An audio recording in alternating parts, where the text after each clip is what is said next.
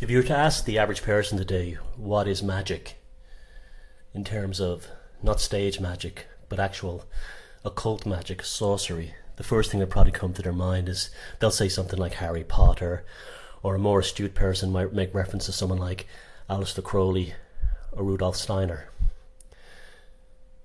Although we are conditioned to believe that there's no such thing as magic and there's no such thing as sorcery, and these are all hocus pocus superstitions, and indeed the control system goes to extreme lengths to put the likes of Dawkins, Carl Sagan, and other reductionist mystics out there to make us believe there is no such thing as the occult, as sorcery and ritual magic, when in reality they're using it on us all the time.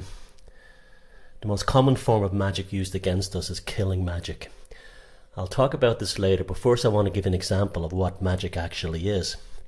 Magic is nothing more than taking something that exists in imagination and then bringing it into reality. That's the definition of magic. So for instance, if you're a carpenter and you think about designing a table, you build that table, you draw a plan, and then the table is brought to life from that diagram you've made. You've actually created magic. You've brought something into reality that did not exist before. This can also be done with the idea, with the notion. You can be placed under a spell. When you ask somebody what a charm is, they'll think of a magical charm like a device. In reality, is a charm. An example of a charm in the modern world would be an advertisement on TV. You're being charmed into buying something. It's used against us all the time. The greatest sorcerer of the 20th century was Sigmund Freud's nephew, Edward Bernays, who invented marketing, propaganda and public relations, which is just another way of saying ritual sorcery, to make us believe in something that did not exist before. Everything from sexual insecurity to consumerism. A good example of how ritual magic is used within religion, look no further than the Jehovah's Witnesses' Bible. The Bible begins in Genesis with the usual story of God creating the earth. The usual 7-day story we're given. But suddenly, several paragraphs into the Genesis story, the term God is replaced with something called the Jehovah God. This is a classic magic sleight of hand. What is happening here is that the people who founded the Jehovah's Witnesses Church weren't actually worshipping the God of the Old Testament. They were worshipping a psychopathic demon named Jehovah. And this psychopathic demon named Jehovah, through a sleight of hand, is inserted into the book of Genesis to make people believe they're actually worshipping the God of the Bible, the God of the Judeo-Christian Bible, when in reality they're worshipping a demon.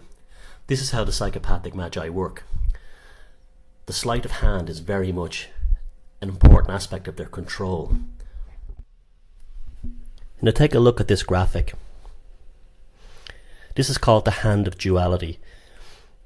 The 19th century occultist Aphaeus Levi designed this curious wood engraving to illustrate the esoteric concerns for the role of dualism in the occult. This was a hand raised in benediction towards Jehovah. The shadow of the hand created upon the wall creates a shadow of a horned devil. This is called a malediction.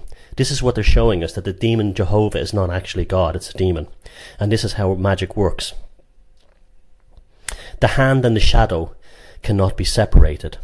Light and darkness are inextricably interwoven on the earthly plane. And this goes on today more than ever. As I mentioned, Edward Bernays was the creator of propaganda, public relations and marketing in the early 20th century, but his primary purpose was to spell the United States population and bring them into World War I. And an important aspect of this occult sorcery that's used upon us is killing magic. The most common method of this is war movies. Prior to every major conflict, there's always a war movie. The Four Feathers was released in 1939 to bring men of the English-speaking world into World War II. This rallied the troops to spellbind them that if they stayed behind they were cowards. And this continued through the Vietnam War. You had John Wayne in the Green Berets. And before the first Gulf War, you had Tom Cruise in Top Gun. And before the second Gulf War, you had garbage like Jarhead, convincing naive and generally well-intentioned Americans to enter into processing units at places like Fort Dix and Fort Bragg in order to be converted into murderous, mindless killbots and cannon fodder for the same corporations who are spellbinding us with their logos and advertising. This is what killing magic is. Killing magic really began back in Neolithic times with paintings of cave art. It's also called hunting magic.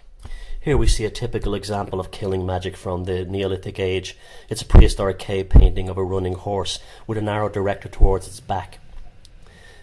Many of the cave paintings in prehistoric Europe appear to have a magical purpose.